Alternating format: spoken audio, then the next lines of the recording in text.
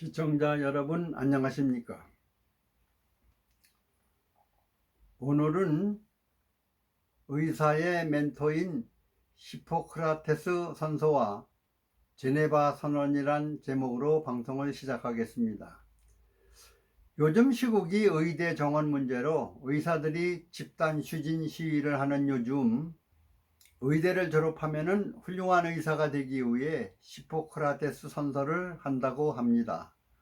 히포크라테스는 의학의 아버지 혹은 의성이라고 불리는 고대 그리스의 의사였었습니다.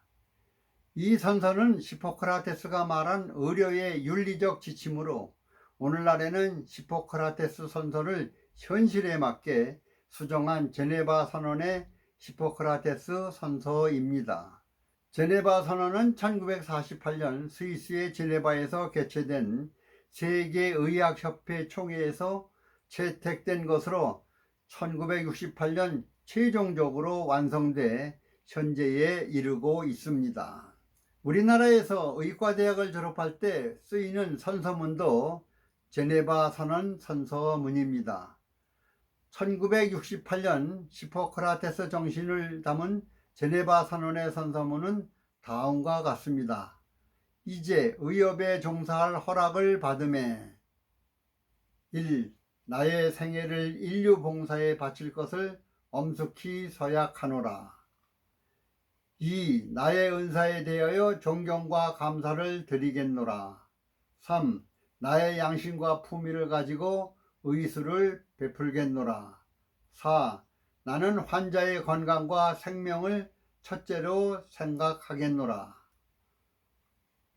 5. 나의 환자가 나에게 알려준 모든 것에 대하여 비밀을 지키겠노라. 6. 나는 의협의 고귀한 전통과 명예를 유지하겠노라. 7. 나는 동업자를 형제처럼 여기겠노라. 8. 나는 인종, 종교, 국적, 정당관계 또는 사회적 지위 여하를 초월하여 오직 환자에 대한 나의 의무를 지키겠노라.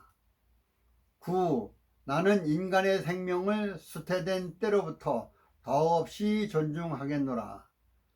10. 나는 비록 어떤 위협을 당할지라도 나의 지식을 인도에 어긋나게 쓰지 않겠노라. 11. 나는 자유의사로서 나의 명예를 걸고 위의 서약을 지키겠노라. 11. 나는 자유의 의사로서 나의 명예를 걸고 위의 서약을 하노라. 이상입니다.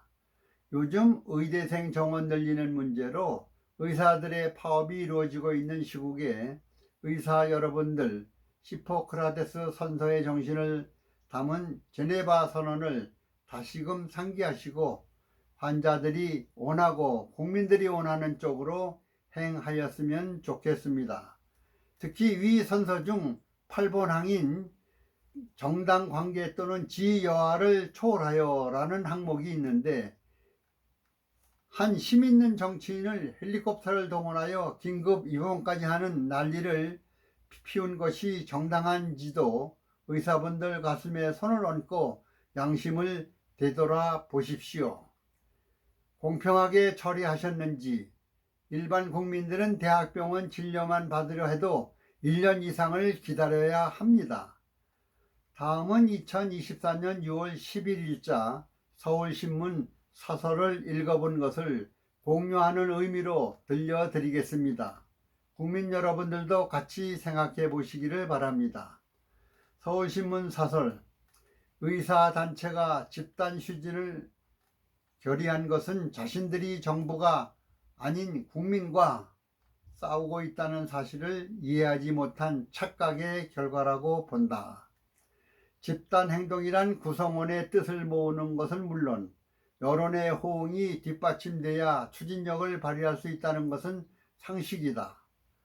그럼에도 의사단체는 의정 갈등 초기부터 국민 모두가 피해자인 의료 현장 이탈을 유일한 무기로 휘두르고 있으니 누구의 지지도 받을 수가 없는 것이다.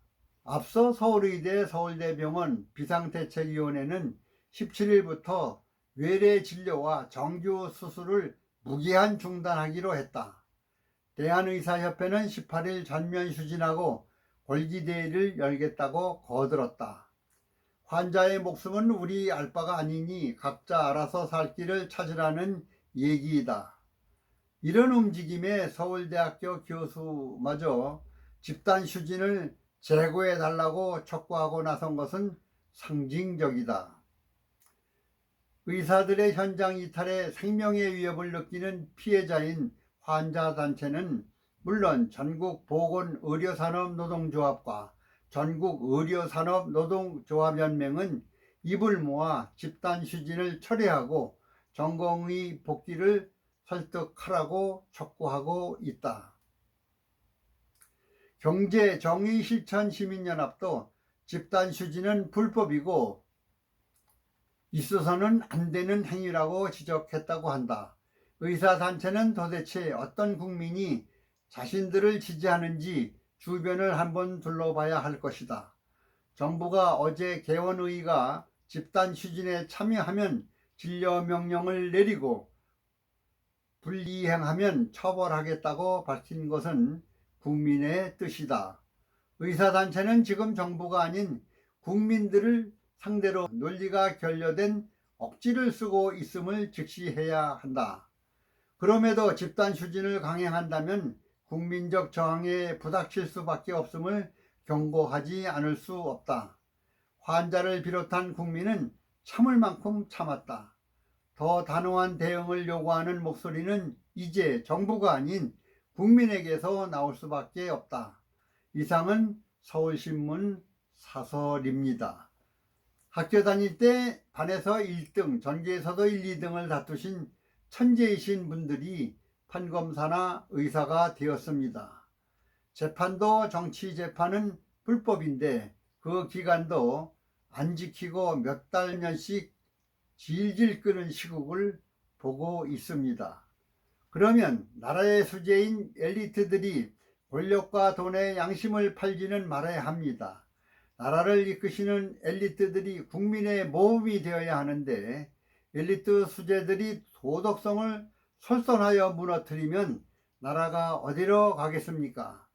카톡에서 받은 어떤 글 중 요즘 시국을 보면 엘리트들이 엘리트가 아니라 이리떼인 것 같다는 글을 읽은 적이 있습니다.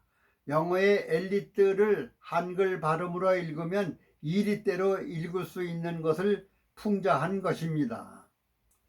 공부 잘해서 권력 있는 엘리트 자리에 계신 분들, 미국 라가디아 판사나 한국의 의사 장기려 박사의 삶을 가슴에 담아 보십시오.